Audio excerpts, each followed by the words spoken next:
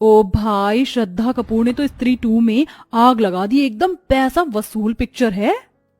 हाँ यार, कसम से क्या फाड़ू एक्टिंग की है। वैसे पास में पॉपकॉर्न हो और सामने बढ़िया सी पिक्चर चल रही हो तो देखने में डबल मजा आता है। ओह शिट, पॉपकॉर्न तो खत्म हो गया और अभी तो आधी पिक्चर बाकी, अब क्या करेंगे। जस्ट चिल बेब्स, पॉपकॉर्न ही तो खत्म हुए हैं, बट हमारी काली सौतेली बहन किस दिन काम आएगी। तभी पुराना सा सलवार कमीज पहने सिंपल सी चोटी में कमरे में किंजल आकर पूछती है, मोना रीटा, तुम दोनों बता दो डिनर में क्या खाओगे। देखो मोना, हमारी प्यारी काली बहन की उम्र कितनी लंबी है, नाम लेते ही हाजिर हो गई। किंजल, जाओ और जाके हमारे लिए पॉपकॉर्न ले आओ। पर रीटा, एक तो पहले ही डिनर के लिए इतनी देर हो चुकी है, रात के 11 बज रहे हैं। अगर इस टाइम तुम दोनों पॉपकॉर्न खाओगी तो फिर रात का डिनर किस टाइम में करोगी। ये सुनते ही दोनों गोरी सौतेली बहनें गुस्से में लाल पीली हो जाती हैं। अबे ओ फटे दूध की फफूंदी सी शक्ल वाली बहन जी, तेरा काम सिर्फ हमारा ऑर्डर मानना है, ऑर्डर देना नहीं, समझी। अब जा जल्दी और पॉपकॉर्न ला। और रही बात डिनर करने की, तो वो हम अपने टाइम पर ही करेंगे, रात के 1 बजे। अब दफा हो यहाँ से, काली गुलाब जामुन।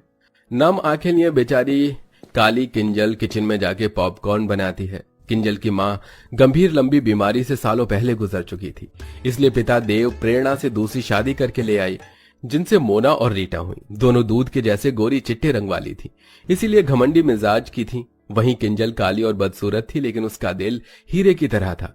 मगर हर दिन ही उसे अपनी सौतेली माँ और बहनों के ताने सुनने पड़ते थे। मोना रीटा, ये लो तुम्हारे पॉपकॉर्न, अब बता दो डिनर में क्या खाओगी। ऐसे करो, आज हमारे लिए कैप्सिकम की सब्जी, जीरा राइस, शाही पनीर, कढ़ाई पनीर बनाना। ये तो रहा मेरा। मैं डिनर में वेज पुलाव खाऊंगी चिली चटनी के साथ। हमारी ये पिक्चर खत्म होने से पहले हमारा डिनर हमें परोसा हुआ मिल जाना चाहिए, शार्प 1 बजे। ठीक है, मिल जाएगा। किंजल जल्दी से रसोई में आकर डिनर बनाना शुरू करती है, तो वहीं दोनों सौतेली गोरी बहनें मस्ती मार कर पिक्चर देख रही थी। ऐसा करती हूँ, कढ़ाई पनीर और शाही पनीर बनाने के लिए एक ही साथ पनीर फ्राई कर लेती हूँ और बाकी सब्जियों का काटा पीटी भी कर लेती हूँ, इससे थोड़ा टाइम बचेगा। देखते देखते सब्जी बनाने में रात के 12 बज जाते हैं, तो डरे लफ्जों में किंजल बोलती है, मेरे पास केवल 1 घंटा रह गया। अगर 1 घंटे में मैंने दोनों को डिनर नहीं करवाया तो वो कल की तरह ही करेंगी। नहीं नहीं, जल्दी कर किंजल। देखते देखते घड़ी की सुई 1 पर आ जाती है, लेकिन दोनों सौतेली बहनों को डिनर परोसने में किंजल को 2 मिनट लेट हो जाता है, तो दोनों अकड़ जाती हैं। तुमने हम दोनों को 2 मिनट लेट डिनर दिया है, इसकी पनिशमेंट मिलेगी। लो खाओ खाओ, बहन के हाथ से खाने से प्यार बढ़ता है। नहीं नहीं मोना, मुझे क्षमा कर दो, कल से बिल्कुल देर नहीं होगी, मैं तुम दोनों को टाइम से डिनर करवाऊंगी। बोलते बोलते किंजल की आंखों से डर के मारे आंसू छलक पड़ते हैं। मैंने कहा खाओ। मोना भाप निकलता खाना उसे खिला देती है। खाना काफी ज्यादा गर्म होने की वजह से बेचारी किंजल का मुंह जल जाता है। फिर मोना रीटा डिनर करते करते रात के 1 से 2 बजा देती हैं। किंजल झूठी प्लेट उठाकर किचन में आ जाती है और बिलख बिलख कर रोने लगती है। हे भगवान, तूने मुझे कैसी जिंदगी दे दी है, अपने घर में मैं नौकरानी हूँ। रोते रोते वो किचन में ही चटाई डालकर सो जाती है। तभी सुबह के 5 बजते माँ प्रेरणा किचन में धमक पड़ती है और लात मारकर जगाती है। अरे ओ काली कलूटन, चलो जल्दी से। लेकिन जब किंजल नहीं जागती तो मोना रीटा भरी बाल्टी का पानी डाल देती हैं, जिससे वो घबरा कर उठ जाती है। हे भगवान जी, ये मुझ पर पानी किसने डाला। ये शुभ काम हमने किया है। मोना रीटा, ये क्या बदसलूकी है, किसी सोते हुए इंसान के साथ इस तरह से पेश आना, जबकि तुम दोनों ने देखा था कि रात को मैंने तुम दोनों को 1 बजे डिनर करवाया था। उसके बाद सोते सोते मुझे 2-3 बज गए थे। ये सुनते ही प्रेरणा अपनी गोरी सुंदर बेटियों की साइड लेते हुए बोलती है, अरे ओ कोयला खादान, मैं देख रही हूँ कि तेरी ये कैची जैसी काली जुबान कुछ ज्यादा ही चलने लगी है। उठ और नाश्ता बना, समझ गई। जी माँ। आधी अधूरी नींद में ही बेचारी किंजल उन्हें नाश्ता करवाती है और फिर पूरे घर में झाड़ू पोछा लगाती है। तभी पिता देव घर लौट आता है, तो दोनों सौतेली बहनों की शक्लें बन जाती हैं। आगे पिताजी, अब शुरू हो जाएगा दोनों बाप बेटी का मेलो ड्रामा। किंजल बेटी, तू क्यों पोछा लगा रही है, काम वाली नहीं आई है क्या? वो पापा।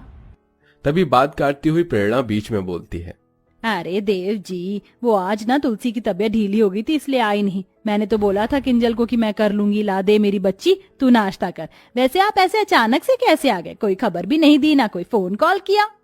वो 1-2 दिन की छुट्टियां मिली थी, इसलिए चला आया किंजल को देखने। पापा, आपको तो किंजल दीदी के अलावा हम दोनों दिखते नहीं, थोड़ा प्यार हमें भी दे दीजिए, आफ्टर ऑल हम आपकी बेटी हैं। हाँ जानता हूँ। देव अक्सर काम के सिलसिले में महीने महीने बाहर रहता था, इसलिए उसे इस बात की कानों कान खबर नहीं थी कि उसकी दोनों सौतेली बेटियों ने किंजल को नौकर बनाकर रखा था। वो हर महीने खाना बनाने वाली और 3 टाइम के बर्तन मांजने वाली के पैसे भिजवाता, जिसे प्रेरणा बेटियों में उड़ा देती थी। लगभग 2 दिन बाद देव वापस लौट गया और फिर से सब वही शुरू हो गया। इसी तरह दिन गुजरने लगे और अब किंजल के कॉलेज के फाइनल वर्ष की परीक्षा शुरू होने वाली थी। इसलिए वो अपनी दोनों सौतेली बहनों के पास आकर बोलती है, मोना रीटा, आज से तुम दोनों डिनर 9-10 बजे तक कर लेना प्लीज। तो आंखें चढ़ाकर दोनों ने ठाए से कहा, मगर वो क्यों भला? क्योंकि कल से मेरी परीक्षा शुरू हो रही है तो मुझको पढ़ाई भी करना है। क्यों रे जली भरते की शक्ल वाली, तुझे क्या लगता है कि तू पढ़ लिख कर कलेक्टर बन जाएगी? बेलिनी तुझे रोटी आई हैं। हम अपना रूटीन नहीं बदलेंगे। हम रात के 1 बजे डिनर करती थी और 1 बजे ही करेंगे, समझ गई? दोनों का फैसला सुनकर मायूस मन से किंजल उन्हें 1 बजे रात में डिनर करवाती है और बाकी टाइम घर के कामों में उलझ कर रह जाती थी। एक दिन जब वो रात के डिनर के लिए दोनों से पूछने आती है तो दोनों शॉर्ट सा गाउन पहने मेकअप में लगी पड़ी थी। मोना रीटा, तुम दोनों कहीं जा रही हो क्या? हाँ, आज हम दोनों पार्टी करने जा रही हैं। अच्छा, तो फिर तुम दोनों खाना तो वहीं से खाकर आओगी ना? तो फिर मैं रात का डिनर रहने देती हूँ। अच्छा जी, क्यों री काली भैंसिया, तुझे क्या लगता है हम तुझे आराम फरमाने देंगे? चुपचाप से हमारा डिनर बनाकर तैयार रखना। आज डिनर में हम आलू गोभी, मिक्स वेज, लच्छा पराठा खाएंगी। जानबूझकर दोनों लंबी चौड़ी लिस्ट देती हैं। तभी वो मायूसी से बोलती है, इतना खाना बहुत ज्यादा नहीं हो जाएगा डिनर के हिसाब से? कुछ ज्यादा नहीं होगा तो बना देना बस। दोनों ऑर्डर झाड़ कर चली जाती हैं। किंजल सारा डिनर तैयार कर देती है, लेकिन दोनों बहनें पार्टी में से फुल पेट खा पी कर आती हैं, जिस वजह से रात का डिनर नहीं खाती। इसलिए अगले दिन खाना बच जाता है तो प्रेरणा किंजल पर आग बबूला हो जाती है। किंजल, अरे ओ किंजल, अरे ओ काली भैंसिया कहाँ है? किंजल डरते हुए प्रेरणा के आगे हाजिर होती है। जी माँ, बुलाया आपने? क्यों री, ये सब क्या है? रात को क्या पूरे मोहल्ले को दावत करवानी थी? कितना खाना बनाया था जो सारा बच गया। ये भरे पतीले के पुलाव, पता है ये चावल कितने महंगे आते हैं? और तू मजे से बना बना कर फेंक रही है। माँ, मेरी इसमें कोई गलती नहीं है। मोना और रीटा ने कहा था बनाने को और दोनों कल बाहर से ही खाकर आई थी तो डिनर नहीं किया।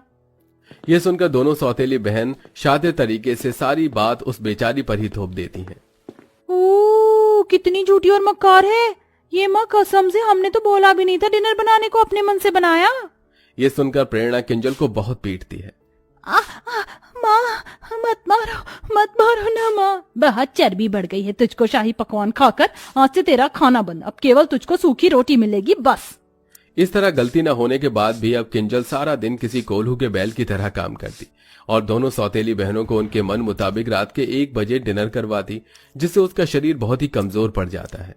अरे ओ बहन जी, ये कैसी काली दाल बनाई है तूने, अपनी सूरत के जैसी। अब कौन खाएगा इसको? सब्जी भी एकदम बीमारों वाली बनाई है। रुक जा तू। गुस्से में मोना उसके बाल पकड़ लेती है, जिससे वो चक्कर खाकर बेहोश हो जाती है। उसी टाइम आधी रात को पिता देव घर लौट आता है और बेटी की बिगड़ी हालत देखकर आपा खो देता है। किंजल बिटिया उठना, आखिर तुम दोनों ने क्या किया है इसके साथ? देव डॉक्टर को बुलाता है। जहां एक तरफ डॉक्टर उसकी जांच पड़ताल करते हैं तो वहीं दोनों सौतेली बहनों की आंत सूखी जा रही थी। देखिए, इनके शरीर में बहुत सारे पोषक तत्वों की कमी है। इन्होंने काफी दिन से सही ढंग से खाया पिया नहीं है और इन्हें नींद की भी शिकायत है। इनको भरपूर नींद और अच्छे खान पान की जरूरत है। तभी किंजल को होश आ जाता है। दोनों बहनों को पसीने छूटने लगते हैं। अब तो ये पिताजी के आगे सब बोल देगी, हमारी वाट लगा देगी कि हम इससे रात के 1 बजे डिनर बनवाते हैं। लेकिन किंजल कुछ भी नहीं बोलती, जिससे दोनों घमंडी बहनों का स्वभाव बदल जाता है और वो रोते हुए कहती हैं, आई एम सॉरी किंजल, हम दोनों को माफ कर दो। हमने तुम्हें आधी आधी रात को डिनर बनवाने के लिए मजबूर किया। किंजल दोनों को माफ कर देती है और अंत में दोनों बहनें उसका अच्छे से ख्याल रखती हैं। साथ ही उनकी बुरी लत जो रात के 1 बजे डिनर करने की थी वो भी खत्म हो जाती है। तो देखा दर्शकों आपने, अच्छे स्वभाव से हम किसी का भी दिल जीत सकते हैं, जैसा कि हमारी स्टोरी की काली बहन ने अपने अच्छे स्वभाव से अपनी दोनों खूबसूरत घमंडी बहनों का दिल जीत लिया। तो दोस्तों, आपके हिसाब से रात का डिनर करने का सही टाइम क्या होना चाहिए? कमेंट बॉक्स में जरूर बताइएगा। साथ ही आपको हमारी ये कहानी कैसी लगी हमें ये भी बताइए।